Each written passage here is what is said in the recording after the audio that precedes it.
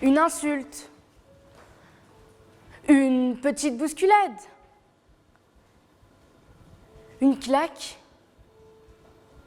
un coup de pied, un coup de poing. Ça en est trop. Au début, tout était beau. Des promesses, une famille. Jusqu'au jour où il perd son travail, tombe en dépression et se met à boire, chaque soir, tellement que dès qu'il rentre, il l'emmène dans sa chambre et se met à la taper, elle, qu'il a tant aimée.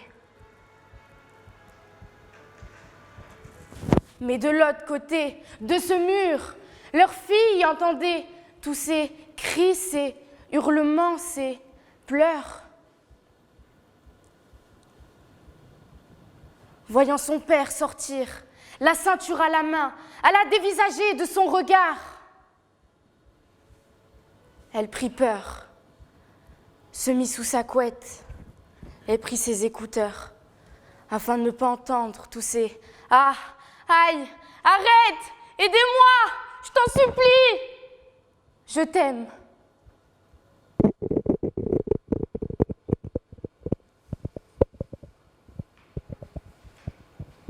La violence devient routine.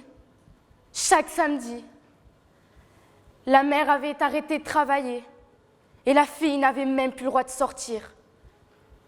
Elle restait cloîtrée pendant des journées entières avec sa chère mère, sachant que le monstre allait être de retour et que bientôt, tout allait recommencer. Coup après coup, blessure après blessure, il en vient même à lever les mains sur sa propre fille. Des mois passent. Elle fête ses 13 ans. Au bout du fil, une voix toute tremblante au souffle terrifié me dit « Yasmine, ça en est trop pour moi. Appelle la police. » Voilà, si je prends la parole aujourd'hui, c'est pour rendre hommage à ma meilleure amie. Une fille qui, malgré les cris, les violences et les souffrances, a su rester debout. Aujourd'hui, elle est mon inspiration. Je suis sa voix.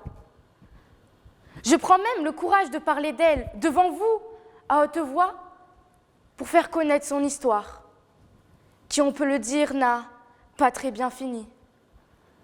Mais il faut savoir que cette histoire n'est qu'une parmi tant d'autres et que cela se passe tout près de chez nous. Qui sait, peut-être votre voisine, une amie, un membre de votre famille.